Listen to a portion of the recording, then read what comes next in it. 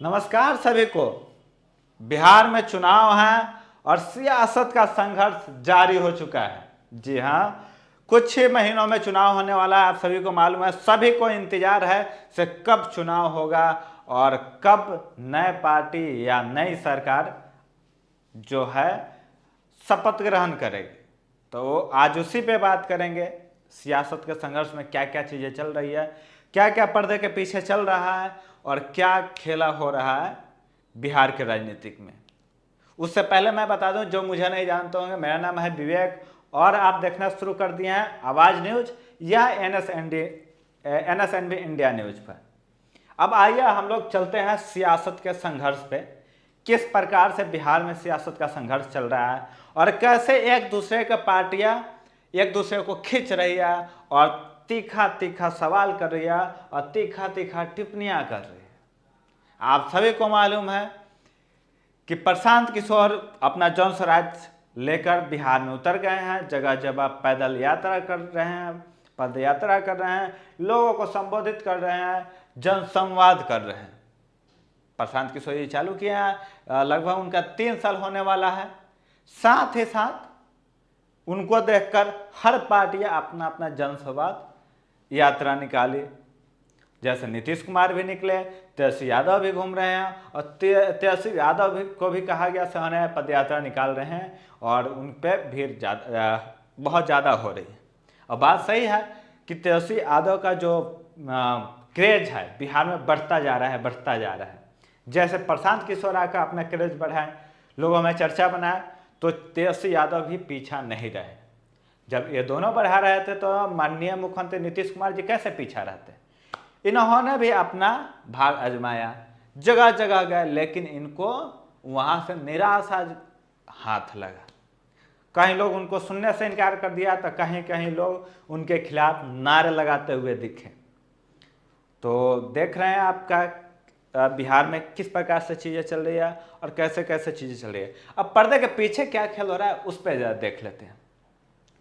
पर्दे के पीछे यह हो रहा है कि तेजस्वी यादव चाह रहे हैं से हाँ, नीतीश कुमार का अगर इधर उधर हो तो हम उनके साथ आ जाए। हालांकि नीतीश कुमार की तरफ से आरजेडी के से गठबंधन अब लगभग नामुमकिन लग रहा है और कभी किसी भी कीमत पे नहीं हो सकता है। अंदर की जो खबरें हैं वो आपको बता रहा हूँ, क्योंकि कई सारे बड़े नेताओं के बीच में बातचीत चल रहा है और कैमरे के पीछे बहुत सारे बातें होती है, जिससे पता लगता है से अब तेजस्वी यादव और नीतीश कुमार को एक साथ देखना कभी संभव नहीं होगा। हालांकि राजनीतिक खेल में कभी भी संभव असंभव में बदल जाता है, असंभव संभव में बदल जाता है, यह चीज़ें होता है। लेकिन अभी तक जो पर्दे के पीछे चल रहा है इससे यही मालूम चलता है से नीतीश कुमार जी का एक ही स्टेटमेंट है, मर जाना पसंद करेंगे लेकिन उनके साथ जाना पसंद नहीं करेंगे। तो इससे आप समझ सकते हैं। रीजन कई सारे हैं, कई सारे लोग कई सारे सलाहकार अलग अलग अपना वक्तव्य देते हैं, तो हम उस पर नहीं जाते हैं। अब आते हैं जन स्वराज का खेल। जन स्वराज वाले जो प्रशांत किशोर हैं बहुत बार चाहते हैं हाँ, तेजस्वी यादव पे हम बिहार की राजनीति कर दें और थोड़ा थोड़ा नीतीश कुमार के तरफ कर दें, लेकिन और कहीं वो नहीं जाना चाहते हैं, क्योंकि वो जानते हैं अगर सभी पर प्रहार करेंगे तो हम किसका वोट अपने पक्ष में करेंगे। तो कहीं ना कहीं जो भाजपा का वोटर हैं वो अपने साथ साधना चाहते हैं और साथ ही साथ कुछ अन्य वोटर्स हैं उनको भी अपने साथ साधना चाह रहे हैं। हालांकि उनके अभी जो देखा जा रहा है, जैसे उपचुनाव देखा गया तो वो कुछ हासिल नहीं कर पाए। हालांकि 10% वोट लाना आसान नहीं होता है, बहुत मुश्किल होता है, लेकिन उन्होंने हासिल किया। लेकिन बात यही है, क्या 10% से बिहार में सरकार बन सकता है? क्या 10% से आप सीटें निकाल पाएंगे? तो जवाब एक ही चीज़ आएगा, नहीं नहीं नहीं। तो फिर प्रशांत किशोर का इतना पैदल यात्रा का क्या नतीजा निकलेगा? तो नतीजा निकलेगा सर, इसलिए क्योंकि बिहार के कुछ जो भाग है, कुछ जो लोग हैं, कुछ जो गिने चुने शिक्षित एजुकेटेड लोग हैं, वो प्रशांत किशोर को पसंद कर रहे हैं। इसलिए पसंद कर रहे हैं कि वो देख रहे हैं अदर राज्यों के तुलना बिहार डेवलपमेंट नहीं किया है, बिहार में विकास नहीं हुआ है, और इसी मुद्दा को लेकर प्रशांत किशोर आए हैं। तो जो एजुकेटेड लोग हैं, जो बिहार से अलग रह रहे हैं, जो देश से अलग रह रहे हैं, तो वो बिहार को उभरते हुए एक प्रशांत किशोर के विजन में ही देख रहे हैं, अन्यथा उनको किसी पार्टी में बिहार को उभरते हुए नहीं दिख पाते। रीजन क्या है? कई सारे आप न्यूज चैनल देखे होंगे, तेजस्वी यादव जब रहते हैं तो सवाल पूछ दिया जाता है फिर बिहार का ग्रोथ, लालू यादव राबड़ी देवी जब मुख्यमंत्री उससे पहले ग्रोथ रेट अच्छा था, लेकिन जैसे इनकी सरकार बनती है ग्रोथ रेट जो है डाउन फ्लो में चला जाता है। तो नतीजा ये है कि आपके पिताजी और माताजी जो किए उससे आप कैसे उबार पाएंगे, जबकि आपके पिताजी बहुत पढ़े लिखे थे और आप उनके तुलना में उतना पढ़े लिखे नहीं हैं, आप उनके तुलना में इतना संघर्षशील नहीं हैं, तो फिर आप कैसे कर पाएंगे? लोगों का सवाल है, मैं बता रहा हूँ अपने माध्यम से। और साथ ही साथ अब बिहार में राजनीतिक में एंटर कर रहे हैं, देख रहे होंगे चिराग पासवान बोल रहे हैं केंद्रीय मंत्री छोड़ेंगे और बिहार में विधायक बनेंगे। अब क्या मामला है, क्या मसला है इनका, ये भी बड़ी सोचने वाली बात है। एनडीए के साथ ही हैं, एनडीए में गठबंधन में हैं एनडीए के, लेकिन भारत सरकार के मंत्री में रहकर कुछ तो ऐसे खिचड़ी पक रहा है जिससे वो बिहार के राजनीतिक में आना चाह रहे हैं। क्या ये तो नहीं सोच रहे हैं से अगर लोकसभा में हमें अगले बार टिकट नहीं दिया, गठबंधन में नहीं रहे तो मेरा अस्तित्व खत्म हो जाएगा, तो अपने अस्तित्व को बनाने के लिए बिहार विधानसभा में मुझे रहना जरूरी है। और ये अगर सोच रहे हैं तो बिल्कुल सही सोच रहे हैं और बिल्कुल सटीक सोच रहे हैं। अगर इस तरीके से सोचेंगे तो ये अपने पिताजी के आइडियोलॉजी पे पूरा उतरते हुए दिखेंगे। उनके पिताजी भी अपना जो कमांड है कभी नहीं छोड़ा, अपना कमांड कभी नहीं खोया, अपना साख हमेशा बचाए रहा, जिसका नतीजा आप देख रहे होंगे, जान रहे होंगे। से कभी भी सरकार किसी की भी रहे, मंत्री तो रामविलास पासवान दिखेंगे ही दिखेंगे। तो इसी कड़ी पर चिराग पासवान भी प्रयास कर रहे हैं उतरने का, और बहुत अच्छी बात है, अच्छे विजन के साथ ये भी रहते हैं और बहुत अच्छा स्लोगन दिए हैं, बिहार फर्स्ट बिहारी फर्स्ट के नारे से आगे बढ़ते हैं। साथ ही कन्हैया कुमार की भी बिहार में एंट्री हुई, लेकिन कांग्रेस के नेताओं को इनका एंट्री बिहार में हजम नहीं हुआ।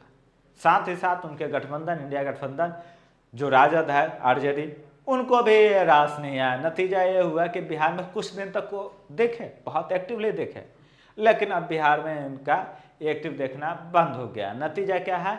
दबाव, क्योंकि पर्दे के पीछे बहुत दबाव चलता है। कांग्रेस के जो बड़े नेता कहे जाने वाले, जो पुराने नेता हैं, अखिलेश प्रसाद सिंह, उनसे भी कन्हैया कुमार की ट्यूनिंग नहीं बनता।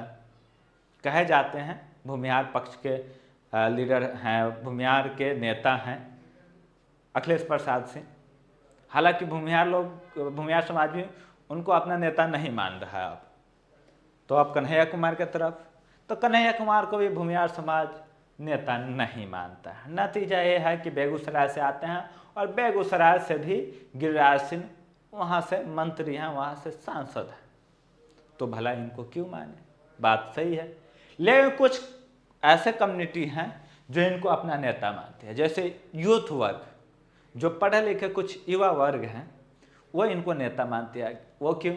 क्योंकि ये लॉजिकली बातें करते हैं और किसी भी प्रवक्ता को सटीकता से जवाब देते हैं और उसको घेरने का काम करते हैं, और जो सवाल जवाब की प्रक्रिया होती है उसमें कन्हैया कुमार हमेशा टॉप करते हुए दिखते हैं। यही नतीजा है कि यूथ में उनकी जो क्रेज है बढ़ते जा रहा है। साथ ही अगर देखें सम्राट चौधरी का, तो सम्राट चौधरी का अब कुछ खास राजनीतिक रहेगा नहीं। भारतीय जनता पार्टी इनको ओबीसी का वोट बैंक साधने के लिए फ्रंट पे लाया है, लेकिन उप मुख्यमंत्री अभी बनाया, लेकिन ऐसा कुछ खास इनके बारे में बात करने के लिए है नहीं।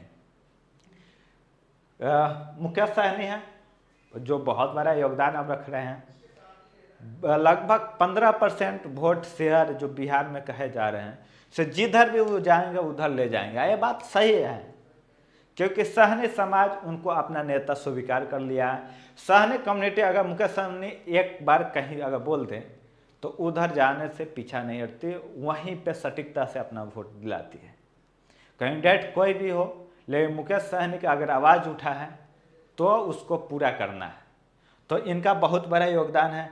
और महागठबंधन की तरफ से ये मांग भी कर दिए हैं, तो महागठबंधन की सरकार बनती है तो हम डिप्टी सीएम बनना पसंद करेंगे, और डिप्टी सीएम हमारे जो वीआईपी पार्टी है उसको मिलनी चाहिए, यानी विकासशील पार्टी है उसको मिलना चाहिए। ये पर्दे के पीछे चल रहा है, और इनकी तमाम समर्थक पहले से ही कर दिए हैं से डिप्टी सीएम मुकेश सहनी होंगे।